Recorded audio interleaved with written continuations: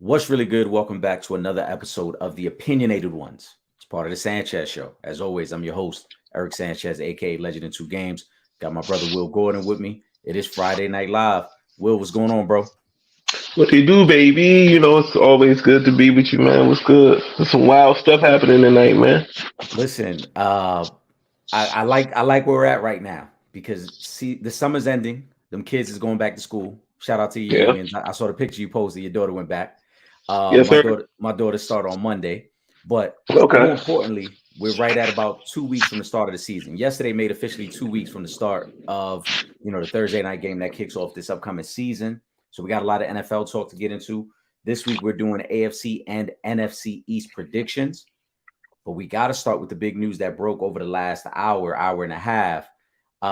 It kind of started from yesterday, though, because we saw the 49ers name Brock Purdy, the quarterback. Then it came out that Sam Darnold was going to be the number 2, which obviously everyone knew that meant Trey Lance would be the number 3. John Lynch put it out there that they, would shop him if the right deal came about. And then the Dallas Cowboys shocked everyone and gave up a 4th-round pick for what I would assume is going to be your backup quarterback, right? Because you're supposed to be invested in Dak. So I want to get your thoughts on Dallas. What is Dallas doing here? What are they thinking? And what are your thoughts as you hear about this trade? What that tells me is they have no faith in Dak Prescott going forward. Because why would you make that move? You invested so much money in Dak Prescott, um, and he's supposed to be the face of the franchise, the leader of the team, and then you bring in a guy that was traded up for just 2 years ago to the third pick of the draft, and you bring him in and give up a 4th round pick, which is not, that's not a trash pick.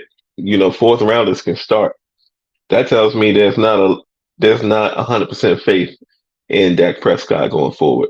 It also tells me that the quarterback position is highly, highly overvalued in the draft.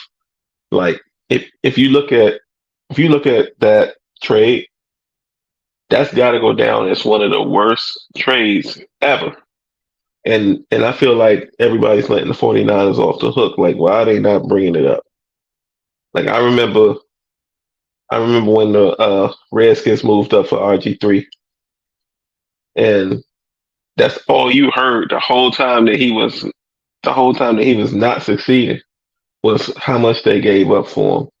And then you look at what the picks turned into for the Miami Dolphins in that trade, and Tyreek Hill and Bradley Chubb, and then Jalen Waddle.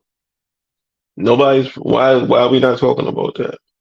But to go back to the Cowboys, I really think that tells you they don't have faith going forward with that, because when think about when Dak was out last year, what was that dude, the backup, Cooper Rush. Cooper Rush? Is he still on the roster? He Or where'd he is. go? He is. And he went 5-1 with him. Then he go 5-1. Yes, he did. So it's like, I think Jerry at this point, he has no loyalty to Dak, because if you look at what they did pay him at the time was astronomical, but the cap moves and everything moves. So now it's like he can probably get out of there because the guaranteed money's probably already been paid. I think he's looking to move on. So I want to start with the 49ers because I'm glad you mentioned that. I put up some audio yesterday, episode of the Sanchez Show on Spotify now called Kobe Day that I put up yesterday, and I talked about the 49ers. And you also posted it in the group chat for the love of the game. Shout out to the group chat. The 49ers, what they gave up and what that ultimately turned into. I mean, you're talking Pro Bowl level talent that was given Hmm. up for a quarterback who only started 2 games for you, right? Jalen Waddle was the pick that year. They end up trading those other 1st-round picks to be able to get Tyreek Hill and to get Bradley Chubb, which now have shifted the Miami Dolphins and now turned them into a legitimate playoff team. And in some people's eyes, even possibly a Super Bowl team. But the 49ers, not only do you give up the draft capital, Trey Lance was so improving at the time. If you wanted a mobile quarterback with a big arm, why didn't you just take Justin Fields? Justin Fields was on the board. You could have just taken Justin Fields and kept all the draft capital and continue to fill out the roster. Now they're in a very tough spot because not only did you flip Trey Lance now for a 4th round pick, but they still got to figure out that new contract with Bosa. They just gave Debo his money. McCaffrey's paid. This team is built to win right now, and they took a swing on a quarterback, and I just don't understand why you're giving up so quick on a guy that everyone knew at the time was a long-term project. Remember, when he came out of North Dakota State, he had pretty much not played a football game in almost 2 years because COVID had stripped him of 1 season. So when they drafted him at the time, he was already projected as a long-term project because he had not played enough snaps. He had the starting job last year. They started him from week 1. So there was something that you had to see in him that made you feel like, hey, this guy's ready to be the leader of this organization and this franchise. And how is it that he starts 2 games and then less than a year later, you say, not only do we not like him anymore, we're willing to even trade him at this point. They didn't even want to make him the backup. He was the 3rd string quarterback. How does Sam Darnold beat you out for a job? Thank you for bringing that up because I can't remember who it was. I'm going to find you. But the day that happened, I seen him it was outside of For the Love of the Game, shout out to the group. But it was on another site. He's a 49ers fan, like a diehard. So, once you're dealing with diehards, logic's out the window, first of all. Very, very biased opinions. You know that. Yeah, exactly. So he goes to and he's one of my friends. So how on Facebook it'll show you that somebody commented on a certain post or whatever. It might have been like the 49ers actual site. And he said once it was announced that Trey was made number 3, he said, "Oh, that's good. He's going to get scout team reps." I said, "What?" He said he's going to develop as the scout team quarterback. I said, "What quarterback in the history of quarterbacks developed being a scout team quarterback? Like, that's not a thing." I said, "He's gone. His name ain't Trey Lance. It's Trey Lance." "Oh, you don't know what you're talking about. You see, look where Brock Purdy came from." What? Like, it's not at all the same thing. Y'all gave up the farm. Like, when they say you gave up the farm, they gave up the farm for a dude that you said, didn't he played a handful of games, less than a handful of games. And you gave up all that capital for a dude that you was done with in 2 years just to start the last pick in the draft. and for this guy, first of all, for this guy to make the comparison, this when people aren't really paying attention. There's no way you can compare the way Brock Purdy was treated to the way Trey Lance was treated, right? As you mentioned, Trey Lance was the number 3 pick in the draft. He had the keys. Right. You're supposed to do everything in your power to make him successful. Brock Purdy was the last pick in the draft. You don't care if Brock Purdy don't show up to practice tomorrow. When you're the last pick in the draft, as the coach, you hope, make it easy on me to cut you. Don't show up. I don't care what you do. You're the last pick in the draft. We have no financial obligations to you. We have not committed anything to you. So if you flame out, if you don't show up to practice, if you're not prepared on practice or game day, I don't care. You were the 7th pick in the draft. You're not even expected to last. Yeah. And Brock Purdy, again, only played last year due to injury. Trey Lance breaks his leg in week 2 in the Bears game, right? Was it the Bears? No, it wasn't the Bears game. They lost Bears week 1. But week 2, whatever it was, he breaks his leg. Then Jimmy G gets hurt. And then they had no choice to go to Brock Purdy. They never intended on Brock Purdy seeing the field. Yeah, they lucked into him. Yeah, they never intended on Brock Purdy playing. And even when Brock Purdy got the start, there were still rumors about who they might go after as a quarterback. Because who had ever seen a 7th round pick, Mr. Irrelevant, be a franchise quarterback or a guy? Again, this team has Super Bowl aspirations. Nobody expected Brock Purdy to play that well last year and go undefeated up until they played the Eagles in the NFC Championship game. The other part I want to bring up about this that stuck out to me, and I don't know if you saw this quote from John Lynch, but when he was praising Trey Lance and his professionalism yesterday and how, he was devastated by the news that he was going to be the number 3 quarterback, he went on to say this was a tough spot for Trey Lance because the offense was never catered towards him. Which Who said that? John Lynch, who's the president and GM, which Yeah, I want to call him out. yeah, By I the don't way, understand. I didn't understand that comment, and here's why. Because if I draft a guy number 3, my first priority should be to cater the offense to him. There is no him blending in with us. We need to blend to him. What was the point of scouting, all this extensive scouting, and then trading up for a guy if you weren't going to develop a game plan for the kid? mm-hmm. And to me, I mean, you're contradicting yourself, because if you never developed a game plan for him, then why did you give him the start last year? Before last season, they were pushing Jimmy G out the door. Remember? Nobody even thought Jimmy G was Oh even going to yeah, play with the yeah. team. So you're telling me in the year prior to, because he sat his whole first year, you weren't already setting up the game plan for Trey Lance to take over and set up the playbook where it's like, these are our 90 plays that we think Trey Lance can execute. And then when you gave him the start last year coming out of preseason, you're telling me you still didn't have a playbook designed for Trey Lance? Of course you had a playbook designed for Trey Lance. I don't know if we'll ever find out the truth, but something happened between last year, him breaking his leg, and this preseason, because there's no way you could tell me I drafted a guy number 3 and they still went out and got Sam Darnold, which I didn't even understand at the time. Sam Darnold has shown nothing in this league. So why were you going after Sam Darnold to be the backup? Trey Lance was supposed to be competing for a starting job. It's supposed to be Trey Lance and Brock Purdy. Something happened. You know what that tells me? You know what that tells me? What's that? That was the John Lynch pick. Kyle didn't want him. And you know, it's very, very, very reminiscent, because I used to be there, of when his daddy was in Washington. He didn't want RG3. He didn't want to move up to number 2 to get him. He wanted Kirk Cousins. Daniel Snyder moved up to the 2nd pick in the draft and gave away some assets to get RG3. Daddy Shanny did not want that. And so what did he do? And to spite him, he went and got Kirk in the 4th round. The 4th round. That is true. It's kind of like what you're looking at now. Like, I don't think they ever wanted, I don't think young Shanny ever wanted Cal. I think that was a pick by John Lynch, who his whole time in San Francisco, or his whole time as a GM period, he's not been able to evaluate quarterbacks. He's not been able to land one. So then you turn around, they gave up all that capital to move up for him, just like Washington did to move up for RG3.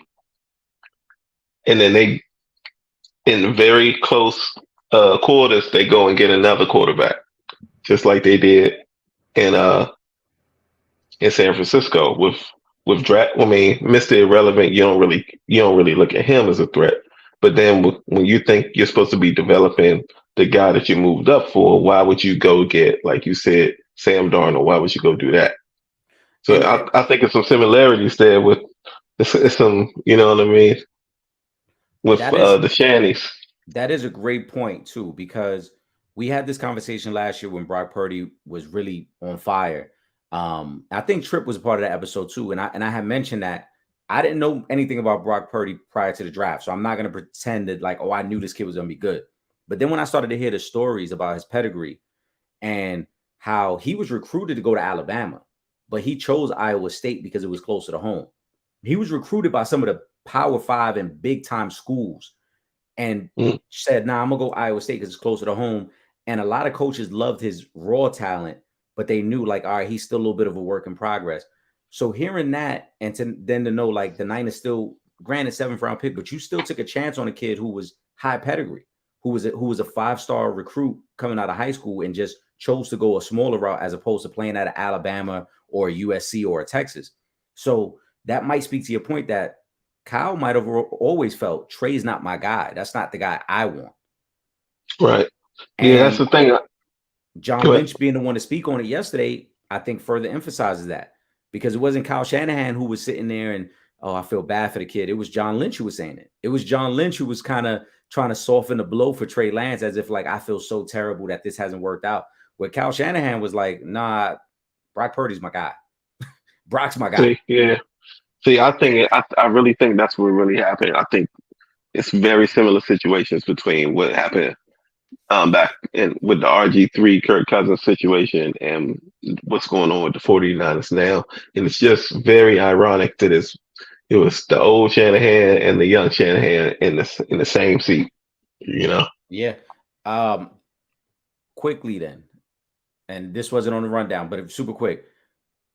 Historically, what do you think is going to be a worse trade? The Herschel Walker to Minnesota for all the picks that Dallas got that ends up creating their dynasty, or the Trey Lance to San Fran trade that may now have turned Miami into a legit contender for the next 3 to 5 years? I gotta go with the Dallas one. I mean, it's kind of incomplete because we already seen how that factored out all the way through. So we're still in the middle of the one that's going on now. But the Herschel Walker trade set up a three-peat. You know what I'm saying? So I gotta go with that one. Okay. I think you got to agree. Unless Miami goes on a crazy run over the next couple years, we do have to lean towards the trade that Well, created a dynasty. they ain't gonna do that though because you see this lightning Well, bolt on my hat and behind me. check We in it. their conference. So So sorry, y'all. let's get into our predictions for the AFC and NFC East. We're going to start with the NFC East since we were talking about the Cowboys. Next week is the last Friday that we get together before the season starts. So not only will we do AFC and NFC West breakdowns, but we'll talk about the Chargers, but 401k pick of the week will be returning next week because again, that following Thursday is the official kickoff to the season. So we'll right. actually we might not do 401k pick. We'll give our predictions on the Thursday night game because when we see each other that Friday, we'll talk about the Thursday night game and then we'll also then And then the weekend, right, for the official week one. But next week we are doing AFC and NFC West predictions. We will be talking about the Chargers. The Chargers do come up a lot tonight in tonight's episode, though, Will, because you guys play the AFC East this year. We play tonight, actually. I think. I got to check the I schedule. think we play at 10 tonight. So let's start with the I NFC like my East. backup quarterback, by the way. I like him. let's oh, you know what? Hold on. Before we switch though, because we didn't talk enough about Dallas in this move. You highlighted not trusting Dak Prescott. Do you think this is an old school Jerry Jones move? Because there was some rumblings that they kicked the tires on possibly trying to trade for Jonathan Taylor, but they felt the price tag was too high. Do you think Jerry Jones just wanted to make a move? Because I just don't understand why you're giving up a 4th round pick for a just to stay in the news cycle. It kind of feels that way. I mean, this is a very Jerry Jones move to me because that's a pretty big splash. You know what I mean? You go pick up Trey Lance, who, for all intents and purposes, is kind of like a more athletic. Was supposed to be like a more athletic Dak. I mean, I just think, yeah, that's what I'm saying. He was supposed to be, but Jerry with his arrogance, he thinks he can, turn water into wine. So I think he's trying to, number one, stay in the news cycle, and number two, try to look like the smartest dude in the room. Because nothing about the move makes sense. So I would like somebody to make sense of it for me, I guess, because you're giving up a 4th round pick for a quarterback who is probably not going to play a snap this year. Like it's too late. I think it's too late in the preseason to think he's going to grasp the playbook. Right? Yeah. He's not getting a playbook quick enough to be any impact player. And if that goes down, you're probably going to Cooper Rush anyway because of the success he had last year. So are you giving up the 4th round pick with the hopes of let's just get him in the building, and if he looks great, maybe we shop Dak after this year? It's like, I was just about to say that. Like, I think maybe Jerry brought him in so he could shop all three. Yeah, but Trey Lance, Trey has no value in him. Right. Until he shows. But now that he's got him, maybe you got a team that's desperate at the start of the year due to a quarterback injury that's going to call you to go get Cooper Rush, i.e., the Cardinals. Yeah, but I think the Cardinals are content to tank it away this year. I just The Cardinals. First of all, there's no hope. Again, we're gonna do NFC West next week. There's no hope for the Cardinals making the playoffs this year. We know that already. They're probably gonna at least go the first 6 to 8 games without Kyler Murray. So I don't think if you're the Cardinals, I'm not trading for Cooper. I'm not trading for anybody else. Kyler Murray can sit as long as possible, and maybe you bring him in late in the season. Did they just pick somebody up? Actually, I think they just did trade for somebody. They Like traded Isaiah nobody. Simmons. Oh, okay. Yeah, to the Giants. They But I traded him thought to they the brought in Giants, a quarterback. I thought they brought in another backup. which is No, crazy because because they talking about starting the rookie over who? over dude from Texas. Oh, dude, Colt McCoy. Colt McCoy, Yeah, journeyman yeah, Colt. yeah. Because Colt right now is penciled in as the starter for week 1, but they talking about putting in the rookie to start. I forget his name, but yeah, they talking about playing him. But yeah, we'll get to that division when we get to Yeah, it. we'll get to it next week. But the Colts, the Cardinals, I think are just gonna tank it away this year, try to land the top pick or one of the top picks, and then go from there. But if you're Jerry, like I said, none of it makes sense to me. Fourth Mhm. round draft pick has value. Yeah, That's really where you fill out your roster with those third, fourth, and fifth rounders. And so to give up a 4 for a guy who's not going to see the field this year, I mean, first of all, if Trey Lance sees the field this year, it's a terrible season for the Cowboys. Let's call it what it is. It's going to be a bad season. yeah. Um, I it just to me feels like an old school Jerry Jones move. We want to be in the headlines. I don't get it. And as you also already highlighted, it kind of makes Dak feel like we have no trust in you and we don't believe in you, because why would we be taking on this young guy who's on a rookie deal just for the sake of bringing him in the building? Right. But let's get to the NFC East. Before we do, just remind everybody, every Friday night, the opinionated ones are live 9 p.m. Facebook, YouTube, and Twitch right here. Salute, my brother. Right.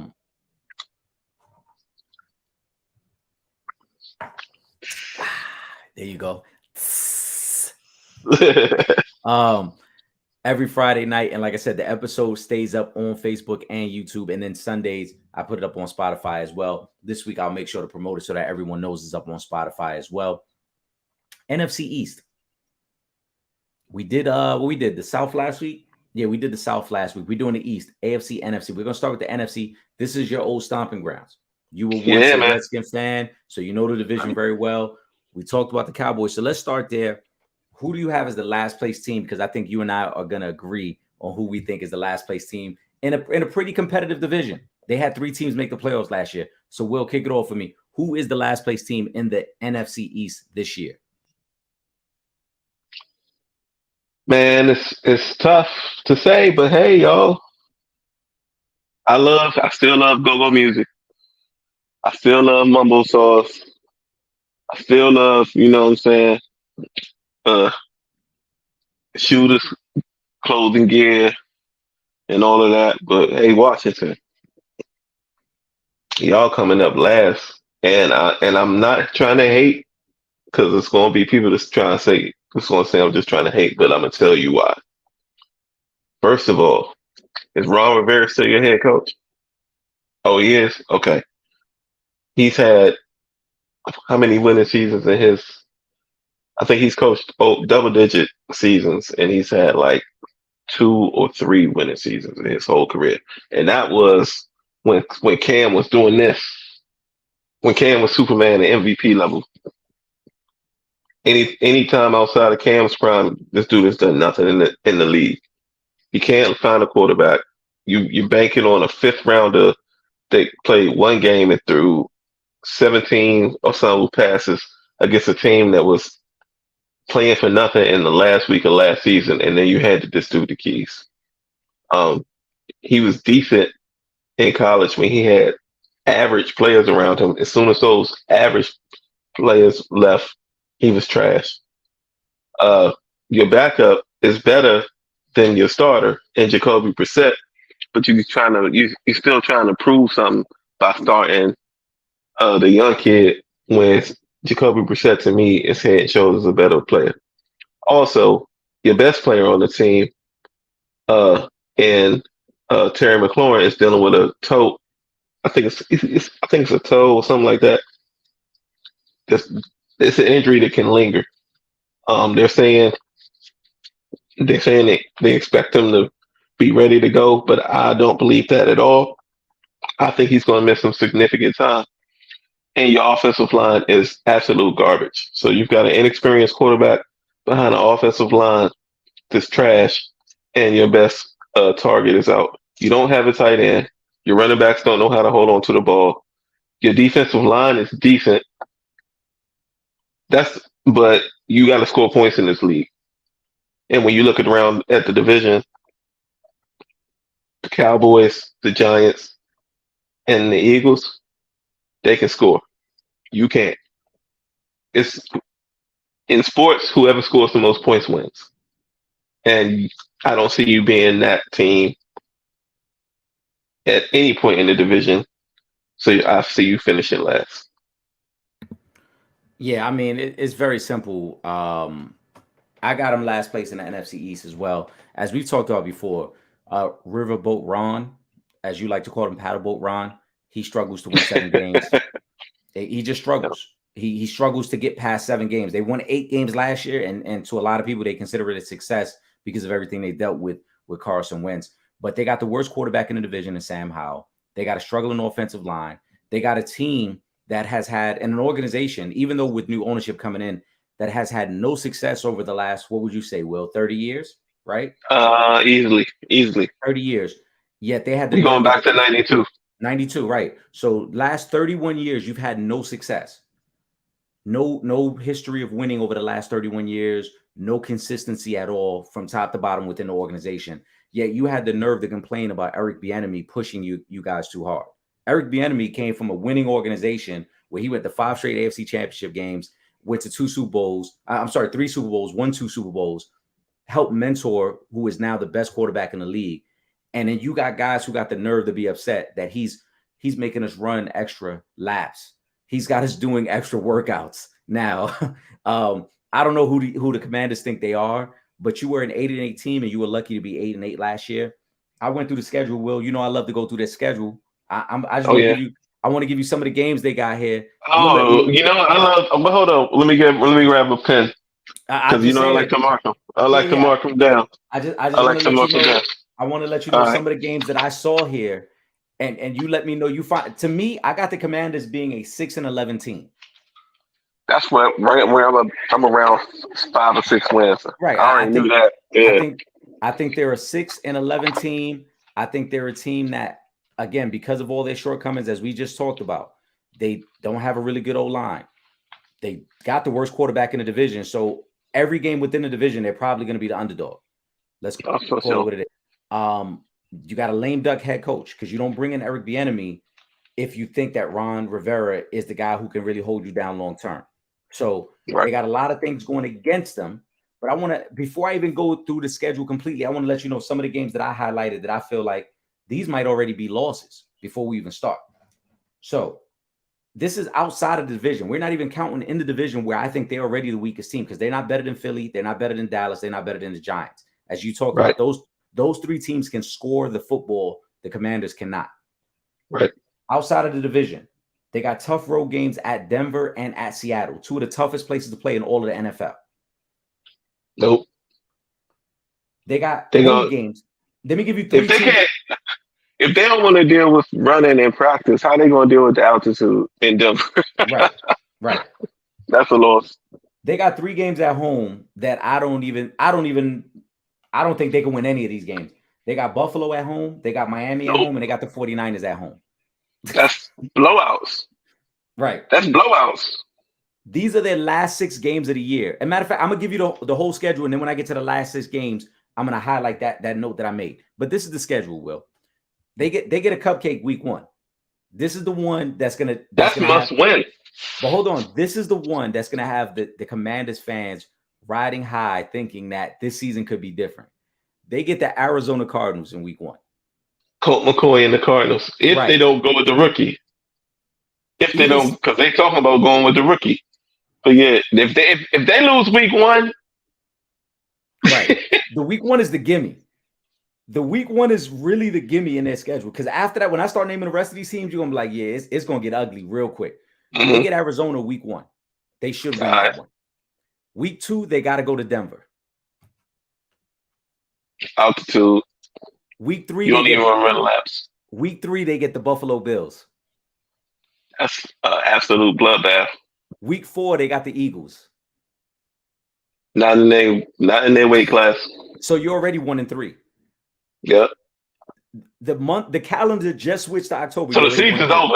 The season's over at that point. You're already 1-3. The calendar just flipped. You're already 1-3.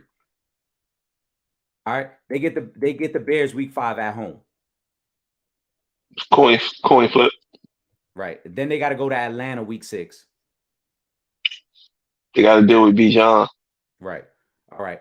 Then it's where it starts to get tougher again. Then they got to go play the Giants in New York. Loss. They got the Eagles. Not same weight class again. They got to go to New England. They can get lucky there. All right. So right now we said maybe 3 wins so far, but we're already into November at this point. And they got to go to Seattle. We already said Seattle. They're not beating Seattle. That's a loss. Yeah, that's a loss. And they got the Pete Giants. Carroll ain't losing around there. Then they get the Giants again. Loss. Then they got to go. I don't think they're going to win a division game. I don't think they're going to win the game in the division. All right, so then you got them losing to the Giants, and you got them losing to Dallas. Yep. And that Dallas game is a Thanksgiving game as well. Oh, ain't no way. And it's probably in Dallas, right? Yep, in Dallas. Ain't no way.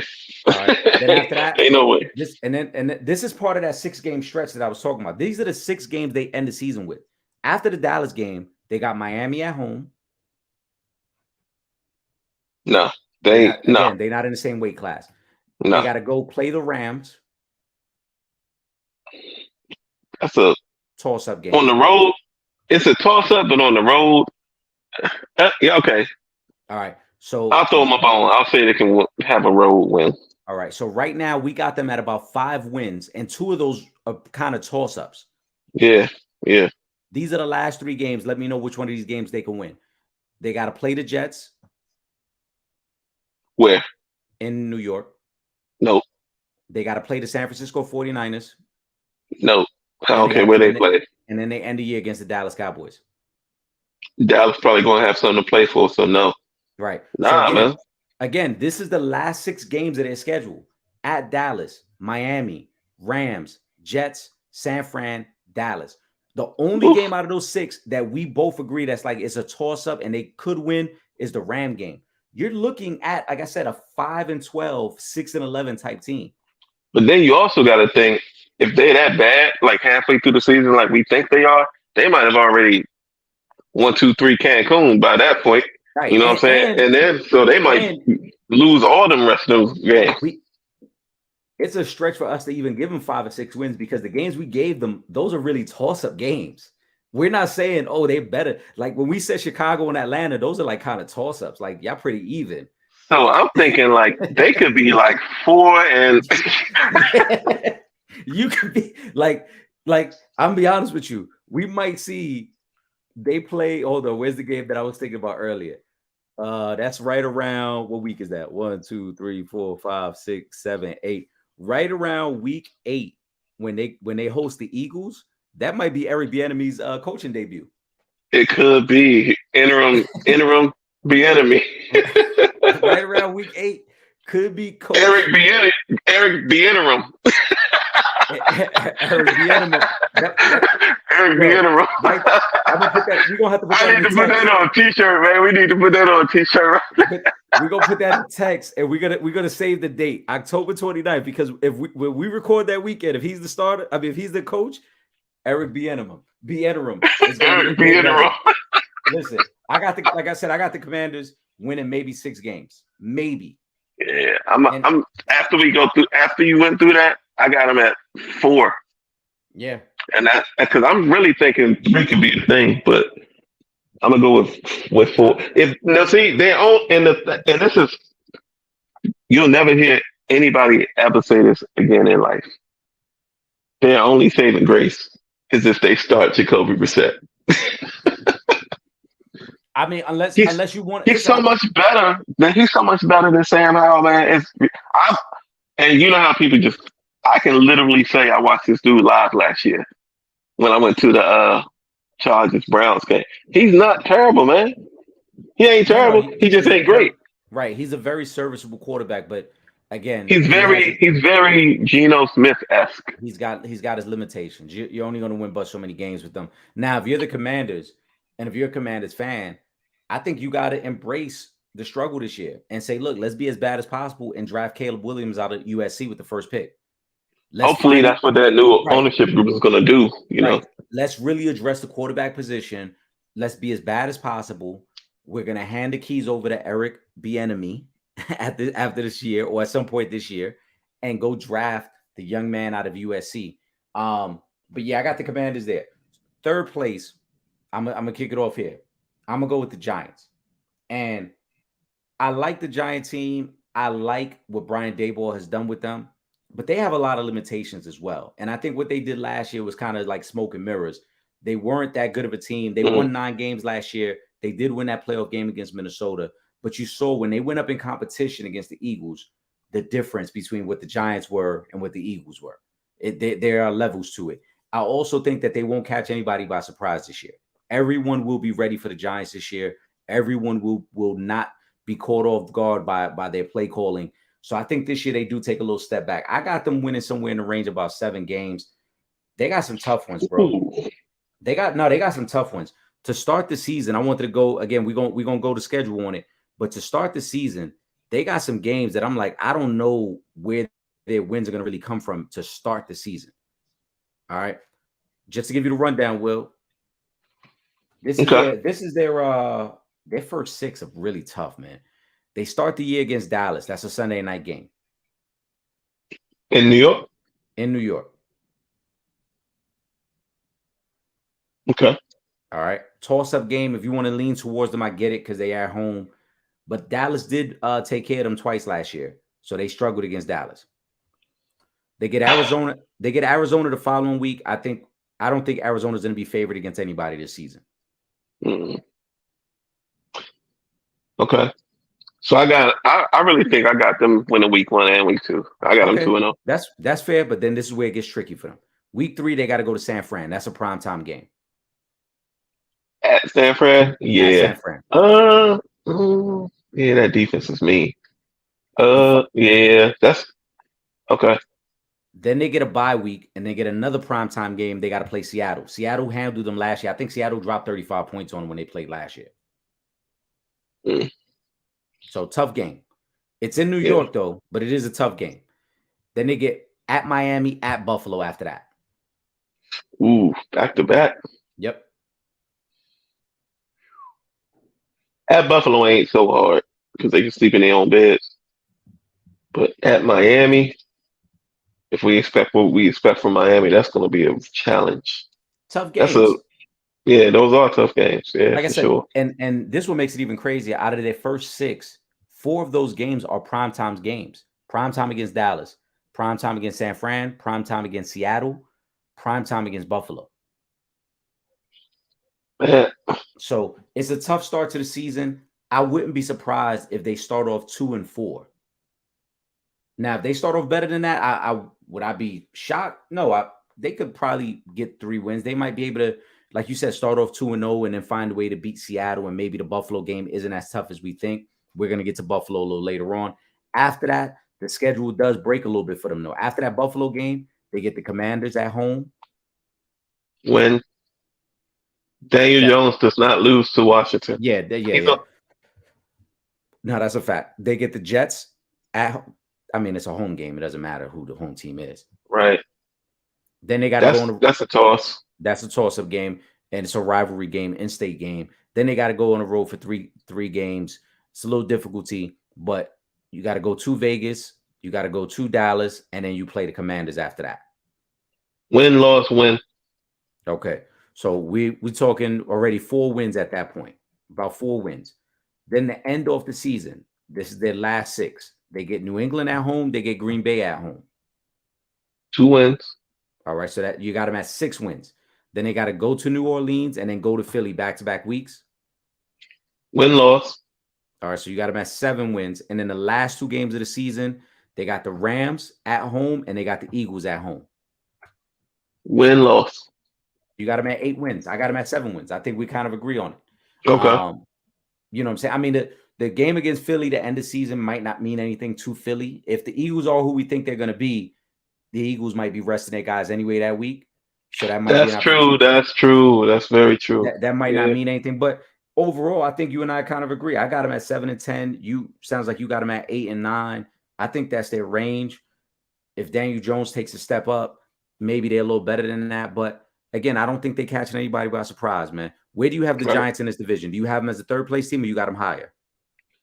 I kind of got, and I know it's kind of a cop out, but I see the Giants and the Cowboys tying.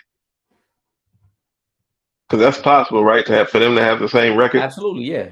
Yes, I see them right there, like head and shoulders above Washington, but a step behind Philly. But I think Dallas is going to be an issue with now that they've turned the keys over to Tony Pollard, and I just think traditionally, if Dallas has a running back that's electric, and I think he is every bit electric, then everything else falls into place. And then when you have one of the top 3 defensive players in the league, in my opinion, on the other side of the ball, and Micah Parsons, then sky's the limit. I think I got Dallas as a second place team, and we'll get into that. I think Dallas can win 10 games. There's a lot of talent there. I know we talked about the Trey Lance part of it, but there is a lot of talent still on this Dallas roster with Diggs, with Micah Parsons, obviously CeeDee Lamb. I think Pollard was the better back the last couple of years. You and I talked about that as well with him and Zeke. He was the better back. Yeah, we've been calling that. Yeah, the O-line is still pretty good. I think the receiving core is going to be a little better this year as well because Michael Gallup is completely healthy now. And when you add Brandon Cooks as a slot receiver, I think they got some weapons there. For me, Dallas has some tough games though, man. They got a stretch where they got San Fran and the Chargers back to back. And those are both on the West Coast. And then they got another stretch where they get Buffalo and Miami back to back in December, right before Christmas. So they got some tough games, man. I mean, outside of the division, like I talked about, they got those West Coast games, but they got the Jets on their schedule this year. They got the Seahawks on their schedule this year. They got the Lions on the schedule this year. So they play outside of division, not even including the Eagles. They play about 5 playoff teams outside of their own division. Yeah.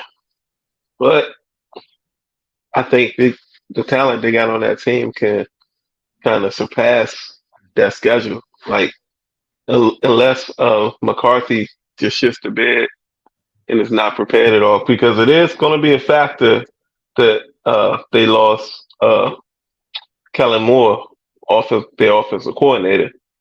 Even though, McCarthy's supposed to be an offensive guy, we'll see if that has any drop off or, affects the offense at all. But that is something to keep an eye on because, when you're running a whole new scheme, things can change. Yeah. So for me, like I said, they got enough talent to win 10 games. They just have some tough games on the schedule. But ultimately, even the start to their season, I think is pretty favorable. They got, like I talked about, they got the Giants on that primetime Sunday game to kick off the year. They get the Jets right after that. And then they got Arizona and New England, both very winnable games. They got that San Fran Charger game back-to-back, which is tough. They'll probably end up just staying on the West Coast for that because both of those are primetime games. But I like that we play them after San Francisco because they're going to be bruised and battered. Yeah. And San Fran has really beat up on them the last couple of years anyway, so that's going to be a very physical game for them as well. But then you got what else? You guys actually got them on a Monday night. San Fran got them on a Sunday night. You guys got them on a Monday night the following week. But then again, like I said, after that, it gets favorable for them. They get the Rams, they get the Panthers. Not in that order. They get the Rams, they get the Eagles, they get the Giants, and they get the Panthers, Commanders. They finish the season with the Commanders. So down the stretch is not too tough. They do got a couple tough games. Like I said, that Buffalo and Miami one, that's going to be tricky in December. Mm-hmm.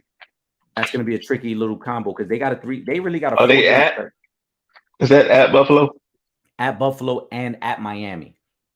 Well, at Buffalo, you know that weather's gonna be a factor too. That yeah, but they got a 4 week stretch right from November 30th up until Christmas Day. That's tough because they get Seattle at home, then they got Philly at home in a primetime game, then they got to go to Buffalo and to Miami. So that's a tough 4 game stretch right there.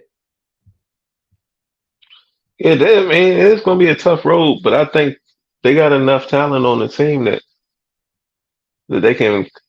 And with you gonna beat up on Washington twice a year, so that's gonna give you a little bit of a boost.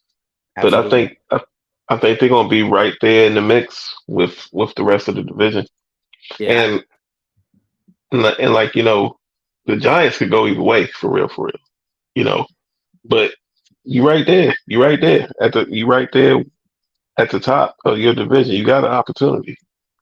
what do you think of Philly? I mean, I know we both agree Philly should win the division. What do you think of Hmm. Philly? How do you see this playing out for them? Do you think they'll be as dominant as last year when they won 13 games, or you think they take a little bit of a step back? No, I think they'll take a step back because of what the other teams have done in the division. I think I think the Giants got better in the pieces they've added. I think Brian Daboll he got that year under his belt, and now he's shown he's a capable NFL head coach. I think Daniel Jones has gotten better. You see, he's putting on 10 to 15 pounds of muscle because I think they're going to use him in the RPO a lot more this year. To take a little bit of the strain off of Saquon. I think the Cowboys. I think Dak's going to have a chip on his shoulder now, especially with what happened today with the Trey Lance trade. I think he's going to have a little something to prove. I just think I don't think it's so much about the Eagles, but it's more about what's going on around them. Because I think they still won't be the team they were. But you can even say they might be better because now you're talking about year two in the chemistry between Jalen Hurts and AJ Brown.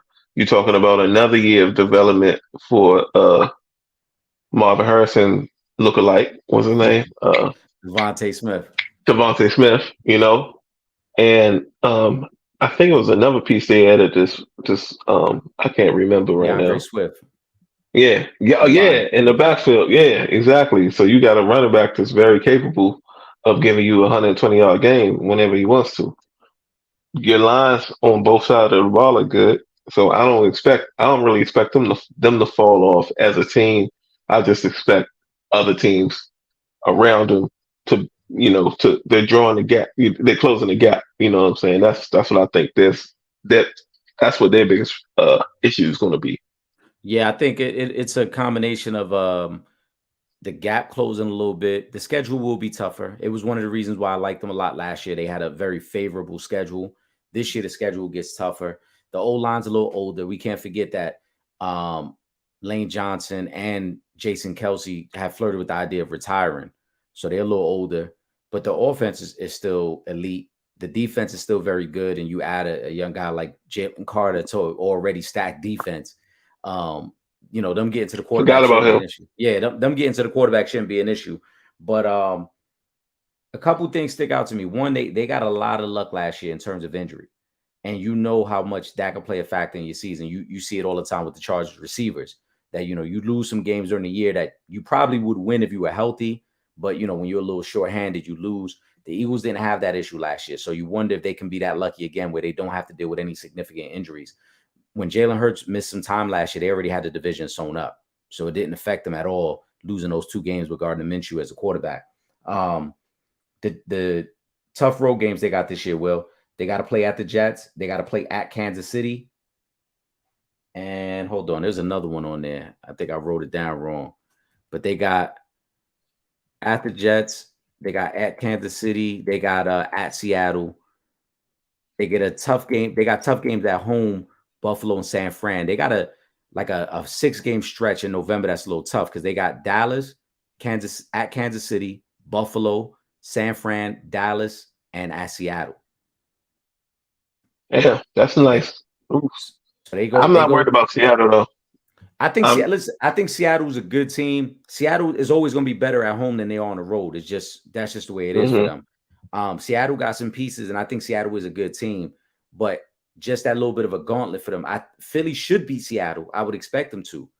But when you're telling me that you got a 3-week stretch where you got to play Kansas City, Buffalo, and San Fran consecutively, that's tough for any team.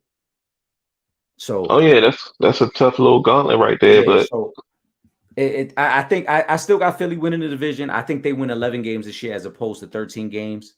Like you said, because I think the gap closes a little bit between where they are as a team and talent and everybody else they're facing. They'll handle their business within the division. Just their out of division schedule is a little tougher.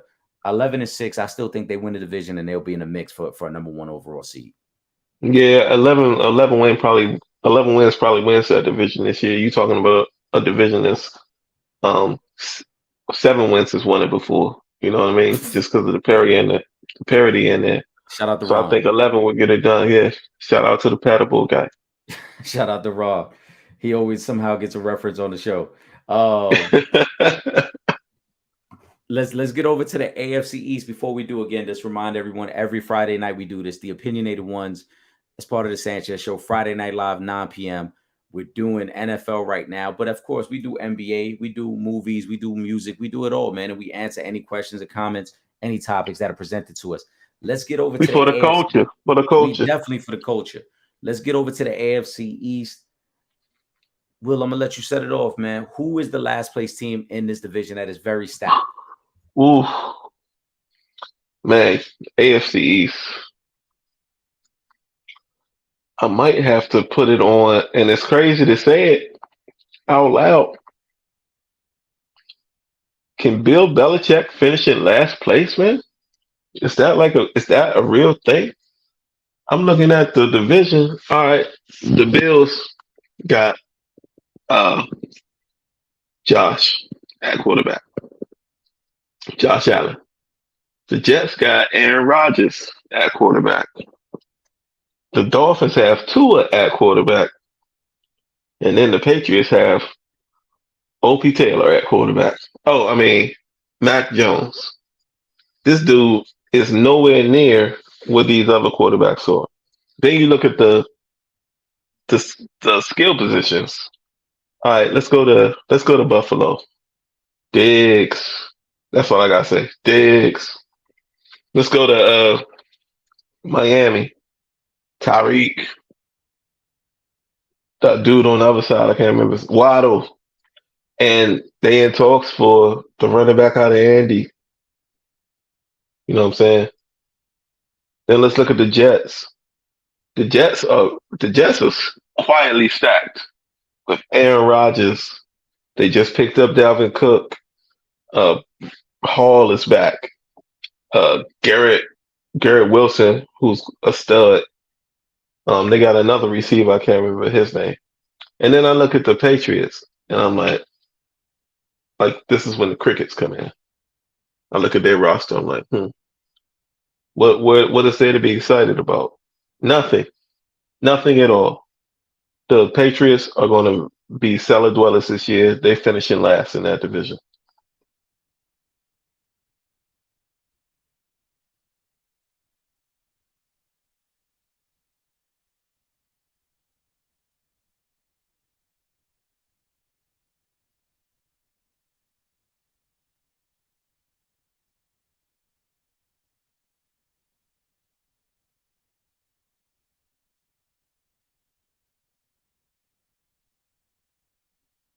You there?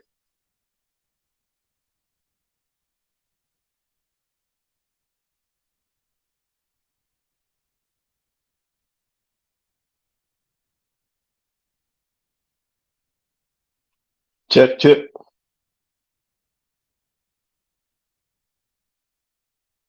check.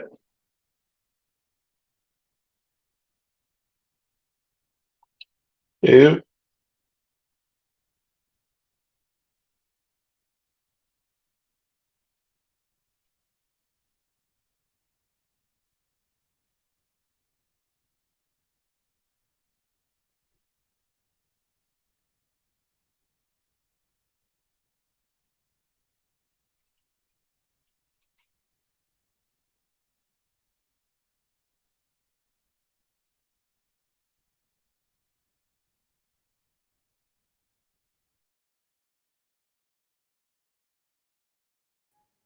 We're trying to get him back in here. Give us one moment.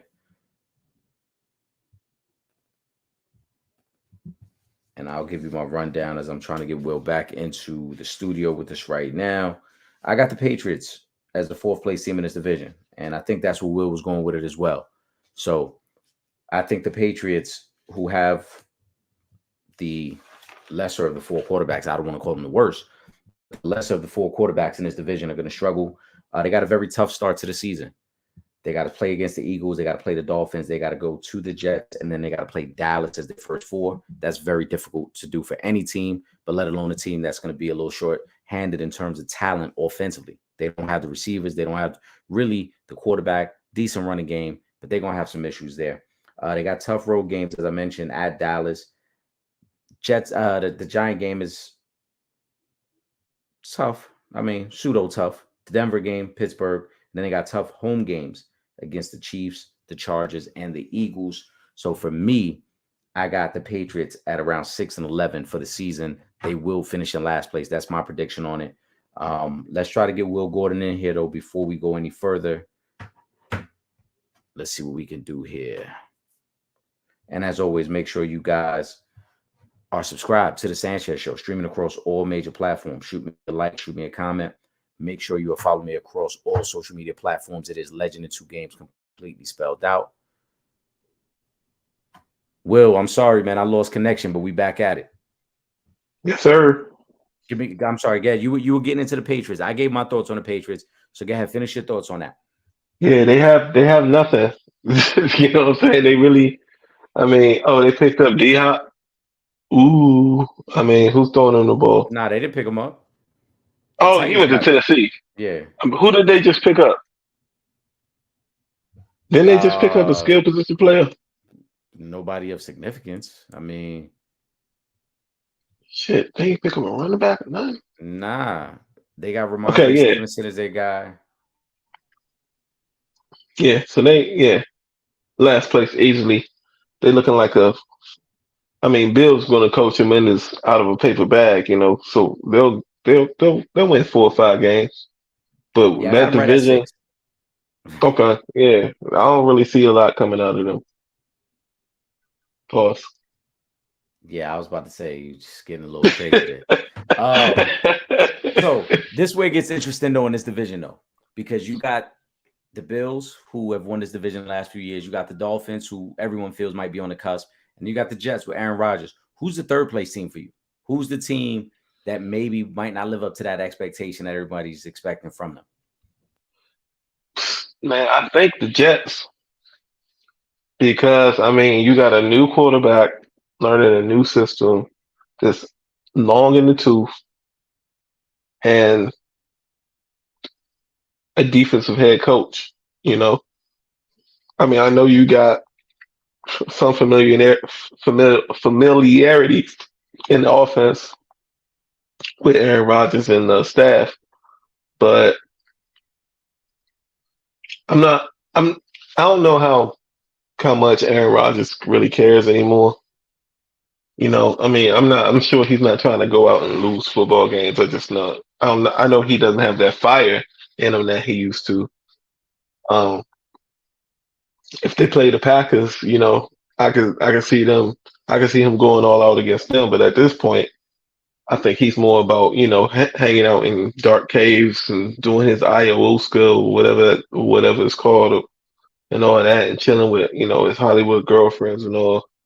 He's still gonna come out and try to play some ball, but I just don't really. I think it's one of those situations where it's on paper and on Madden, it's gonna be sweet, but on the football field, it might be difficult because, like I said, it's a new system for him, a new offense, learning new teammates.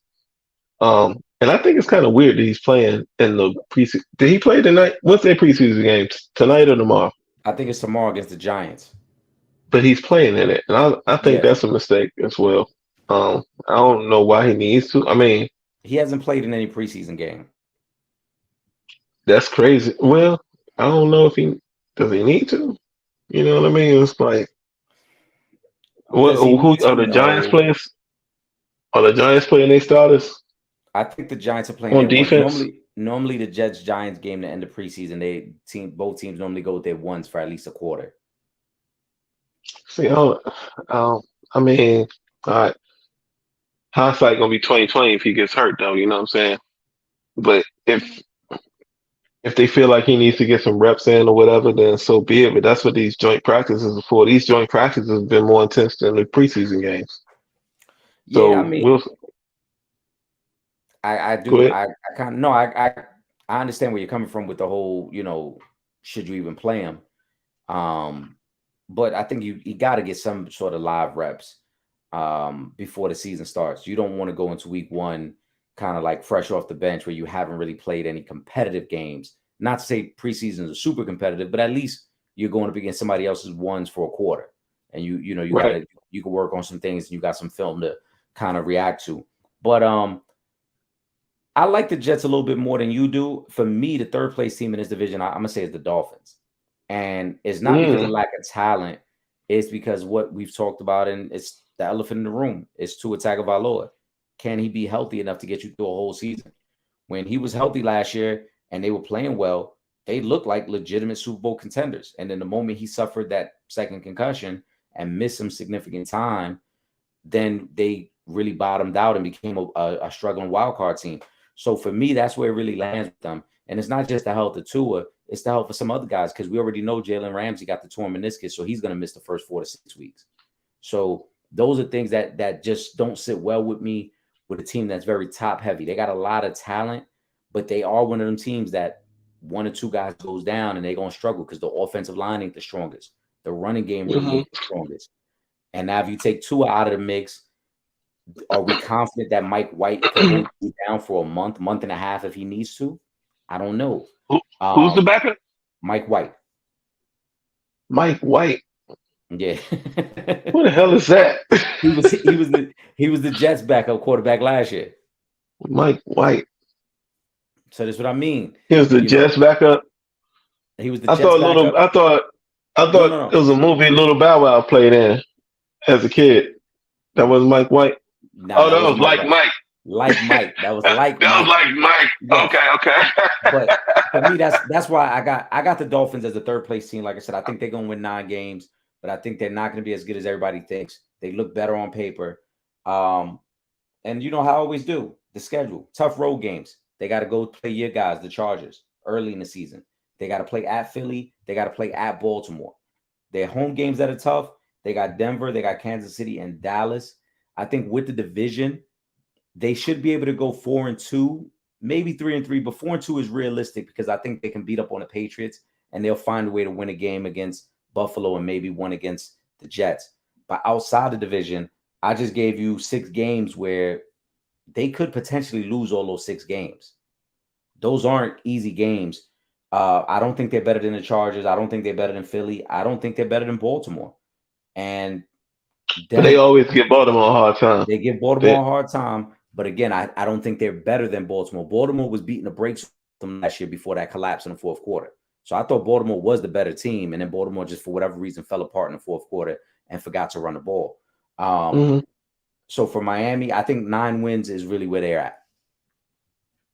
I was at 10, so we We're once again right real close. Yeah, Yeah. we're right there. So I had Miami as my third place teams, which mean I have the Jets as my second place team. I got the Jets right at 10 wins.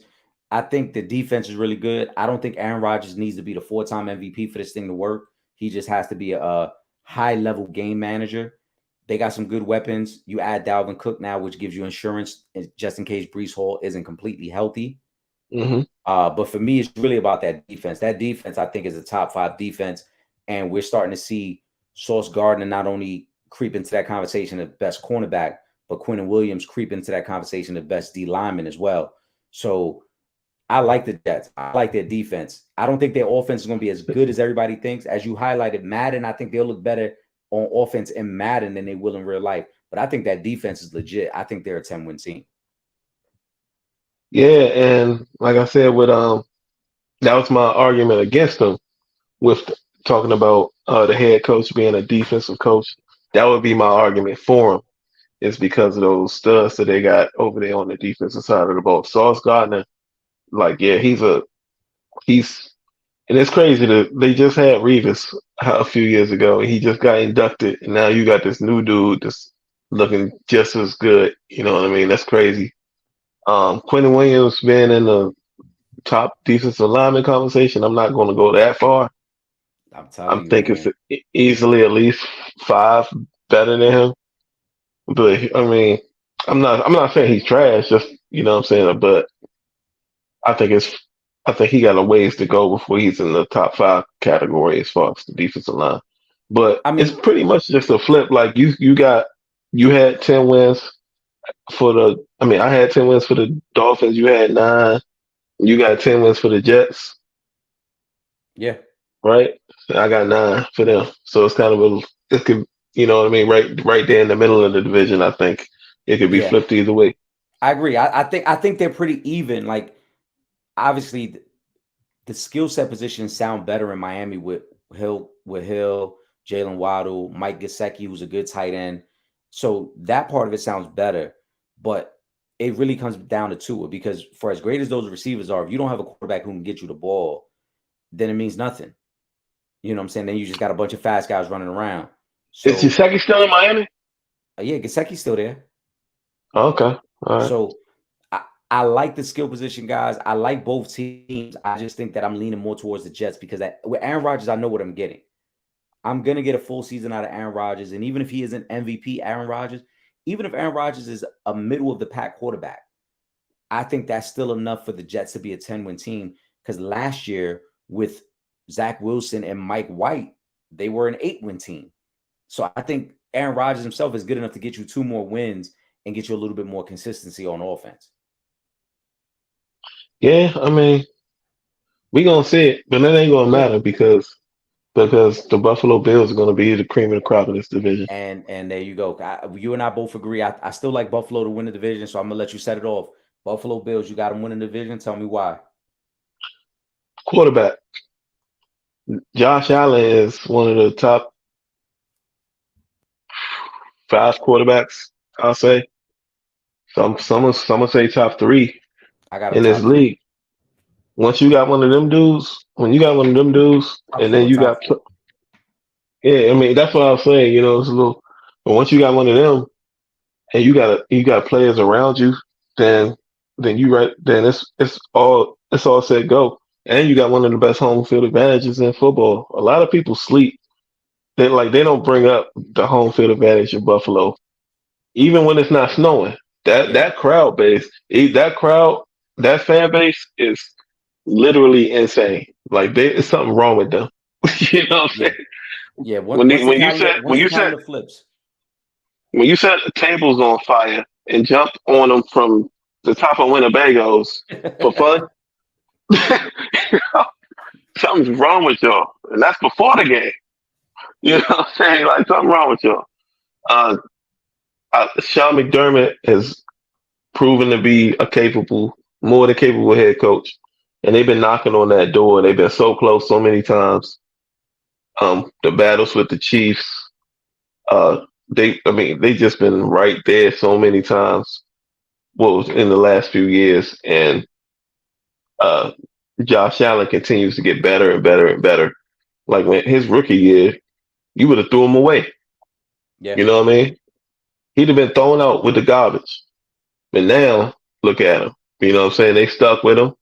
He out here a top five quarterback now. I just think they're the cream of the crop of the division. They're the most, as a group, the most jailed group, the most cohesive group, and they got the best quarterback in the division. I just don't see them. I don't see them falling off at all. I see them ascending, and I think they win easily 12 games in that division. so I'm not gonna go that far. I think they are in the range of 12 games. I think is a lot because they have a stretch of football that I think is very tough for them. But I still think it's their division. They're the most cohesive unit out of every team in the division. They do have the best quarterback in the division. I think they have, though Belichick is probably a better coach, Sean McDermott, because of the talent, is going to be the better coach in this division. Belichick doesn't have a core like this. It will be interesting to see how their defense reacts, though, because Leslie Frazier is no longer the defensive coordinator. And Now this is the second straight year that they've had to change out coordinators there. They lost Brian Daboll before last year as their offense coordinator. Then they lose Leslie Frazier before this season as defensive coordinator. So it'll be interesting to see if the defense is still as good. But they get Von Miller back, and we saw the impact Von Miller was having last year before he got hurt. Still got Josh Allen, still got Stephon Diggs. You add a Damian Harris type running back who's a power back to that system. I think they're going to be really good. But that 7-game stretch I was telling you about, Will, it starts as of November 5th. And this is a very tough stretch of football for them. They got to go to Cincinnati. Then they get Denver. They get the Jets. They got to go to Philly. They got to go to Kansas City back-to-back weeks. They get Dallas, and then they got to go to the Chargers. That's a very tough stretch. I think they win the home games there. So you got them beating Denver, Jets, and Dallas. Yeah. And then losing at Cincy, at Philly, at Kansas City, and then at Chargers. You know what? I think they beat the Bengals too. Well, that got to be their get back game because the Bengals embarrassed them last year in the playoffs. Yeah, I think they beat them. But I think they beat them. I think we're going to learn a lot about Buffalo's Super Bowl hopes in that stretch. I still like them to win the division, but in terms of, as you mentioned, that they've been on the cusp, they've battled Kansas City. I mean, them and Cincinnati have really gone toe-to-toe with Kansas City every year for the last 4 years. So in terms of Super Bowl aspirations, those are still there. Division, I think Buffalo wins the division, but that 7-game stretch, I think, is going to let us know if Buffalo is truly one of the elite teams or if they've taken a step back. Because, again, in that 7-game stretch, they get their shot at Cincy. They get their shot at Kansas City. They get their shot at Philly. They get their shot at the Chargers, who you and I know you're high on the Chargers, but you know I'm high on the Chargers as well. I had them winning the division last year, and they didn't. They let me down a little bit. But those are the cream of the crop in the AFC. You get a chance at all of those teams. We're going to learn a lot about you in that stretch in November and December, and the home field won't be to their advantage then because, like I said, those big AFC games are all on the road. Yeah, I mean, it's going to be tough either way when you look at that division. But, I mean, I just think, like, when you look at the other teams in it, I just think when you talk about who's ready, you know what I mean? Miami, you're like, the two a question mark. Right. You look at the Jets, like I said, whole new system. Does Aaron Rodgers give a damn? Is he going to lose a step? The Patriots, do they have enough? You know what I mean? Belichick hasn't shown that he can really. He hasn't shown anything. And then when you look at the Bills, it's like it's their time. If you're talking about their division, it's their time to be the one that is in the AFC Championship and competing to go to the Super Bowl. Yeah, I like Buffalo. I like Buffalo. I think they're an 11-win team. Before I put them in a conversation, because I do think Kansas City and Cincinnati are a level ahead of everyone else in the AFC. I just think that what we've seen the last 2 years has proven that. Kansas City has shown up at every big game that they've played in the last 2 years with Joe Burrow as their quarterback. And so for me, I put them ahead of Buffalo. What they did in Buffalo last year was really impressive because that was a bad weather game. That was the type of stuff we talk about. Oh, nobody want to go to Buffalo in January. Well, Cincinnati went there in January and dominated them. Yeah. So for me, Kansas City and Cincinnati are just the level above. Buffalo is a division winner. Buffalo is one of the top 3 teams in the AFC. But if they want to get in that conversation, and the same thing go for the Chargers too, because I think talent-wise, the Chargers are right there. We've talked about it. We've talked about it plenty of times, and there's only but so many times we can say, "Oh, it's Brandon Staley's fault." At some point, the talent just got to rise above that and be like, "Nah, we're good enough to win these games and finish out these games." Because the Chargers have had the Chiefs on the ropes several times over the last 2 years and just could not deliver the knockout blow. Don't get me started on that, man. I know. Listen, I know it's a harsh reality for you, but it's the truth. We've come on live several times, especially after a couple Thursday night games where it was like the Chargers were the better team on the field, but they didn't find a way to put the game away. And so for teams like the Chargers, because at Brandon Staley, yes, but yes, you got at some point when your team does what they're supposed to do to put you in position to win, and like say for instance, it's 4th and 11 from the 38, and instead of kicking a field goal with a kicker that's been 3 for 3 in the game, You you go end for up it. going for it. Now you see what I'm saying? How is the talent supposed to? You know what I'm saying? Right, Like, okay, but to be we fair, put but you in hold the on. game position. But to be fair, right, and just to play devil's advocate, because I think Brandon Staley is a bad coach. So you ain't got to convince me. I think he's a bad coach. But Mm, the actions of some of the players sometimes have shot them in the foot too. Because Joey Bosa's tantrum in the playoff game last year hurt them. yeah, You know what I'm saying? Like those are the situations where I say the talent has to rise above the coaching a little bit. Brandon Staley, he gonna fuck up. We know that. He's gonna fuck up. It's guaranteed to happen. But your leaders and your top performers still have to be like, I'm still gonna do what I gotta do so that the coach isn't even a factor in all this. And in yeah. due time, like I said, this season's gonna be make or break for Brandon Staley. This season is it. Herbert got the new And deal. you know what's going to protect Brandon Staley is Kellen Moore as our new offensive coordinator. I think I think the marriage between Kellen Moore and Justin Herbert is going to be a match made in heaven, and I think that's going to cover up a lot of the faults of Brandon Staley. Like I It expect us might, to put up it, big numbers this year. it might, and I'm gonna tell you something too. I know you want Brandon Staley gone. You threw out a name last year, Sean Payton, who I think was a legitimate candidate if the Charger organization wasn't so cheap. They got a little cheap there. Yep. There's a guy who coaches in that same stadium who I think will be walking away from his team, and Sean McVay.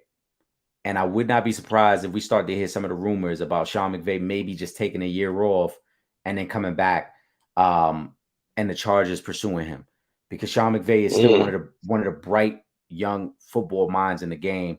He's flirted with the idea of walking away from the Rams for the last 2 years. I wouldn't be surprised if he does walk away this season, give himself a little bit of break, and then resurfaces right back in LA with the Chargers.